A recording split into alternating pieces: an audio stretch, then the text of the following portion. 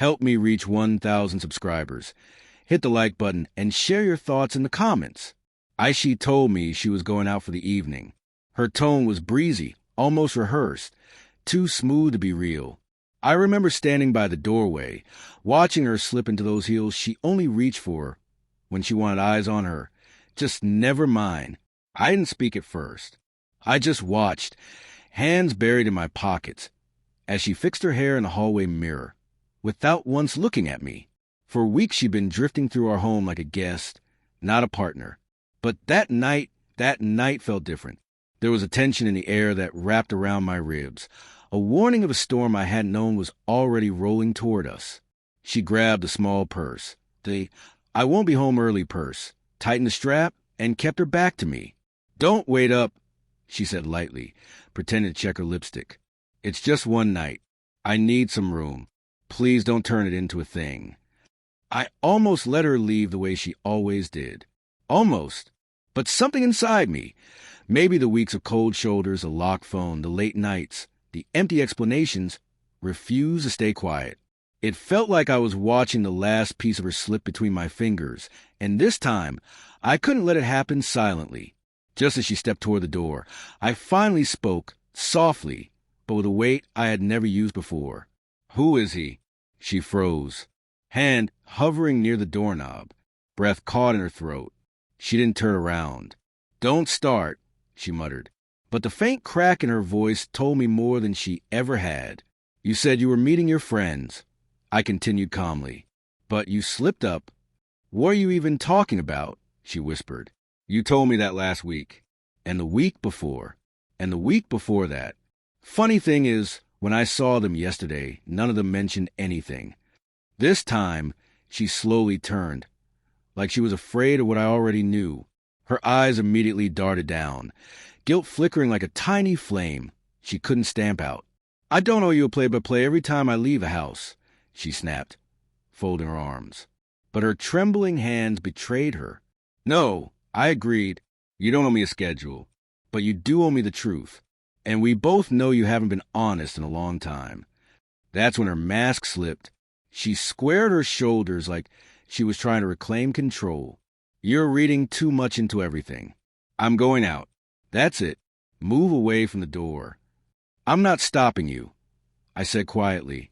"I just want you to look at me and tell me you're not meeting someone else." Her lips parted, but nothing came out. "Say it," I whispered, "if you can." I watched her try. Her mouth prepared the shape of a lie, but her eyes betrayed her completely. Panic, conflict, secrets she couldn't bury anymore. "You're imagining things," she finally managed, voice barely there. "You're wearing the perfume you swear gives you migraines." I said, "You're dressed like it's more than just a casual night. You've been distant for months. Your phone lights up every single night with messages you refuse to explain." Her whole body tensed. "You went through my phone?" "No, I didn't need to." The silence that followed was suffocating. Then she snapped, "I'm not doing this tonight. Move." And right there, her hand raised, her heart somewhere far away. That's when I said the words that changed everything.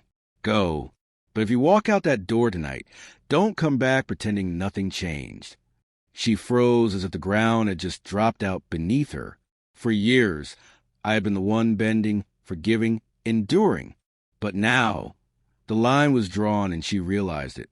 "What do you mean?" she whispered. I mean," I said steadily, "if you're going to him, then don't return tomorrow acting like you didn't make a choice tonight." Her breathing hitched, her eyes glistening with something dangerously close to regret. "I'm not choosing anyone," she said shakily. "Yes," I murmured. "You are. You've been choosing him long before tonight." She stared at the floor, searching for a version of the truth she could defend, but there wasn't one left. "What if I just need space?" she tried again. "Then say that," I replied. "But don't dress for someone else and call it a gathering with friends. If you want out, say out. If you want him, say him. If you want to fix this, stay." Her lips quivered. Her facade crumbled. She looked at the door like it no longer promised freedom, but consequences. Finally, she whispered, "I didn't mean for it to get this far." "I didn't either," I said softly. She held her purse like it was suddenly made of stone. Then slowly, painfully, she set it on the floor. Her shoulders sagged, as if all the weight she'd been carrying finally caved in. "I wasn't going to see him tonight," she murmured. "I'm just lost, confused." "And tomorrow?" I asked. She didn't answer. She didn't need to. She stepped closer, eyes shining with tears she'd been holding back for months. "I don't know what I want," she confessed. "I do," I said gently. "I want the truth. That's all I've ever wanted." A tear slipped down her cheek. What if I had broken us too much to fix? "Then tonight won't decide our future," I said, "but it will end the lies." We stood there, silent, suspended, finally stripped of every excuse. She didn't walk out. She didn't deny anything. She didn't hide behind stories anymore. She simply realized that the night she thought she could walk away freely had become the night everything she'd been avoiding finally unraveled. Because sometimes it isn't shouting or evidence that ends a lie. Sometimes it's the quiet moment when someone finally refuses to be lied to anymore. And that night, the sentence I spoke at the door didn't just stop her. It broke the illusion we'd both been clinging to.